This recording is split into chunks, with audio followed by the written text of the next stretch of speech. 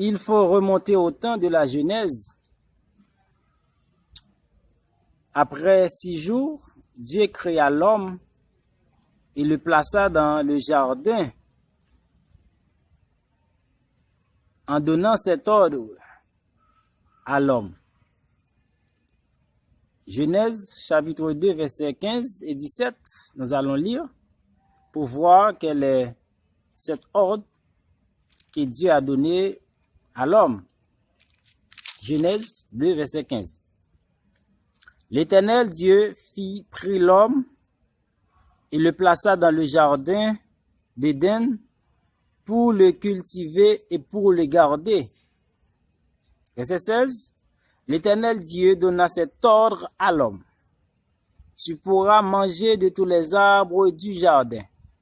Verset 17. Mais tu ne mangeras pas de l'arbre de la connaissance du bien et du mal, car le jour où tu en mangeras, tu mourras. Amen. C'est cet ordre que Dieu a donné à l'homme dans le jardin.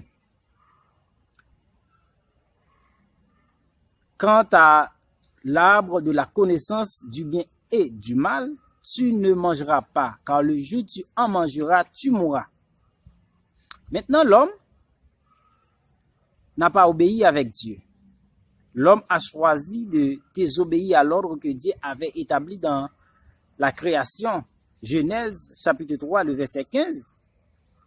Si on lit ensemble, l'homme n'a pas obéi, l'homme a désobéi. Genèse chapitre 3, le verset 6. Alléluia. Lisons ensemble. La femme vit que l'arbre était bon à manger et agréable à la vue, et qu'il était précieux pour ouvrir l'intelligence. Elle prit de son fruit et en mangea. Elle en donna aussi à son mari qui était auprès d'elle, et il en mangea.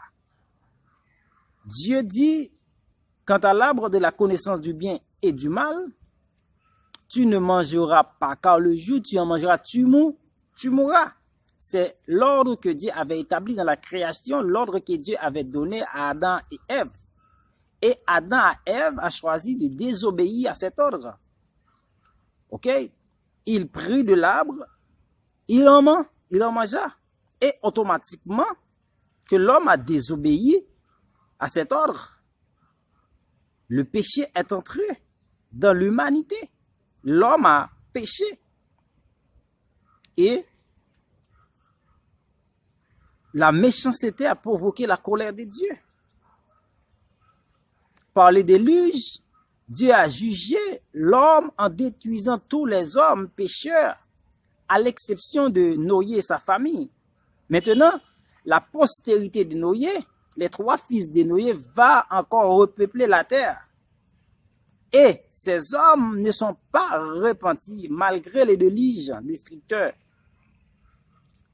Ces hommes, traversés par l'esprit de rébellion, ces hommes continuèrent à pécher et cette rébellion les a poussés à prendre une résolution. Quelle est cette résolution? Et cette résolution va exciter encore la fureur de Dieu. Ils ont décidé de bâtir une industrie de fabrication des briques. Si on lit en Genèse 11, le verset 3. Genèse, chapitre 11, le verset 3. Ils se dirent l'un à l'autre, allons, faisons-nous des briques et cuisons-les au feu. Et la brique leur servirent de pierre et les bitumes leur servirent de ciment. Les descendants de Noé ont pris cette résolution. Ok, ces briques qui vont les aider à construire une industrie très solide. Dans cette résolution, ils ont été animés d'une détermination féroce pour réaliser ces travaux. Genèse chapitre 11, verset 4 maintenant nous dit, Ils dirent encore, allons, bâtissons-nous une ville et une tour dont le sommet touche au ciel. Et faisons-nous un nom, afin que nous ne soyons pas dispersés sur la face de toute la terre. C'était l'objectif des descendants de Noé, afin que nous ne soyons pas dispersés sur toute la face de la terre. C'est une vision à 3 façades. La première façade, c'est de bâtir une ville. Et l'autre bord, bâtir une tour, connue plus précisément sur le tour de Babel. Et troisièmement, faisons-nous un nom. C'est important de noter dans les 3 piliers, les 3 façades de la vision des fils des descendants de Noé. Il faut souligner, faisons-nous un nom. Amen. Faisons-nous un nom. Gloire à Jésus. Puisque leur rébellion était contre Dieu, ils veulent, amen, ils veulent se soumettre à une autre autorité. Faisons-nous un nom, de qui s'agit-il? Je pense que la prochaine vidéo va traiter ce sujet. La question de faisons-nous un nom. Faisons-nous un nom.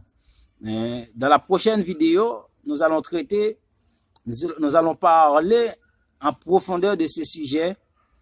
Cette génération était perverse. Ils cherchaient à la dépendance. Et bon, l'ego. Parce qu'ils ne veulent pas dépendre de Dieu. Alléluia. Merci Saint-Esprit.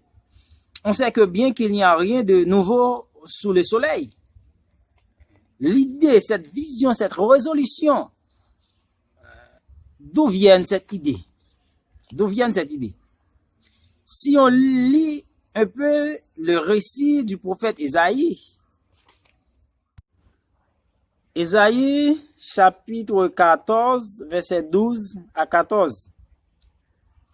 Alléluia, merci Seigneur. Te voilà tombé du ciel, astre brillant, fils de l'aurore. Tu es abattu à terre. 3. Le vainqueur des nations. Tu disais en ton cœur, je monterai au ciel. J'élèverai mon trône au-dessus du trône des dieux. Je m'assierai sur la montagne de l'assemblée, à l'extrémité du septentrion. Verset 14. Je monterai sur le sommet des nues. Je serai semblable au Très-Haut. Cette histoire nous rappelle que Lucifer, en tant qu'ange de lumière, un ange qui a beaucoup de gloire, se sent orgueilleux.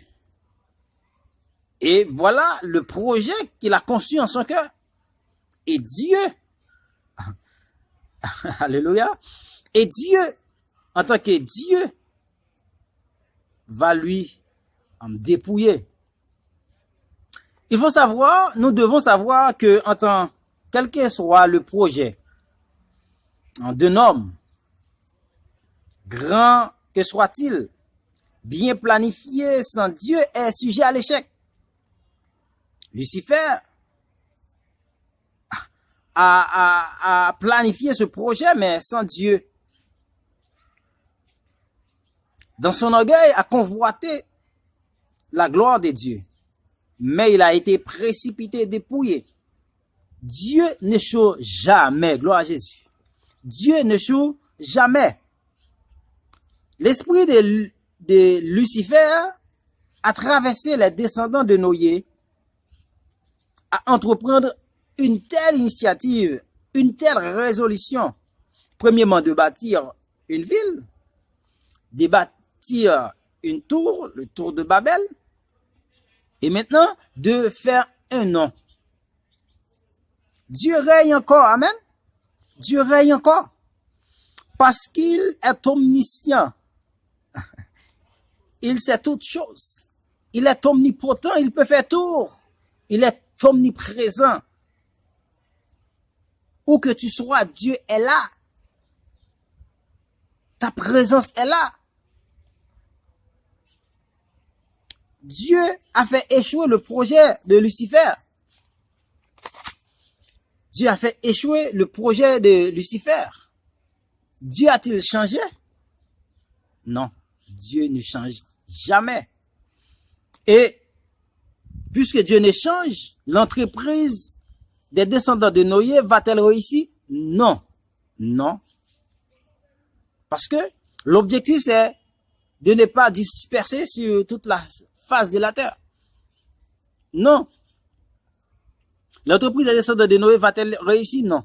Notez bien, la raison fondamentale de cette entreprise est que ces hommes ne veulent plus disperser sur toute la face de la terre. Le verset 4, Genèse chapitre 11. Dieu a réagi pour dévier ce plan. Le plan des descendants de Noé. Dieu ne restait pas en silence. Lisons Genèse chapitre 11, le verset 5. Gloire à Jésus.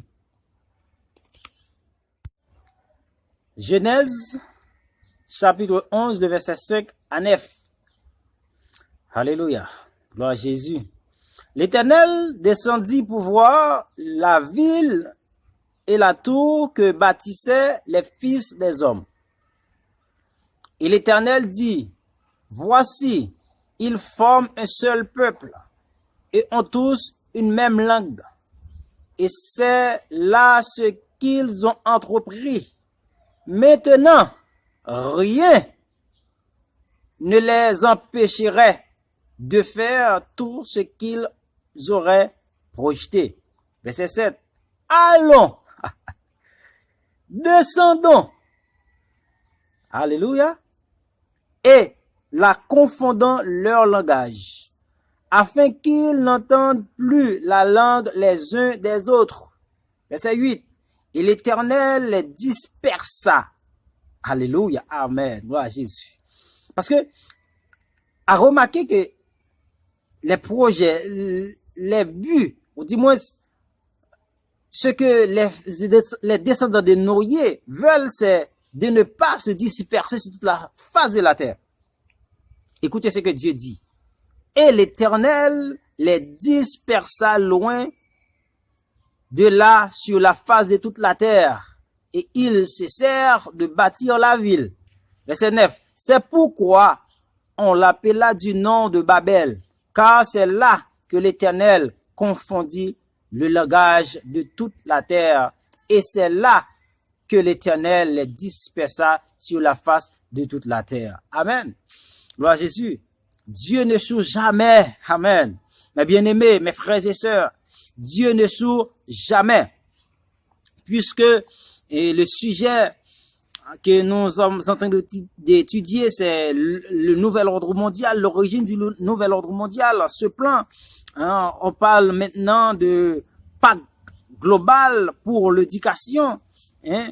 Eh bien, pour revenir à notre sujet, l'origine du nouvel ordre mondial, d'après le parcours biblique, hein, ces enchaînements nous montrent que le plan du nouvel ordre mondial n'est pas le projet d'un homme ou le projet des grands de ce monde comme on nous fait savoir. OK? C'est pas ça. La Bible révèle tout ce qui est caché et nous montre l'origine du nouvel ordre mondial. C'est l'esprit orgueilleux de Lucifer, hein, qui convoite le trône de Dieu, le contenu qui convoite le trône de Dieu, qui a traversé les descendants de Noé par l'esprit de rébellion et qui fait sa continuité de génération en génération. Okay? De Lucifer par les descendants de Noé. Et aujourd'hui, on parle de génération en génération par l'esprit de rejet total de Dieu dans la vie de l'homme. Notez bien ça. Soulignez bien ça.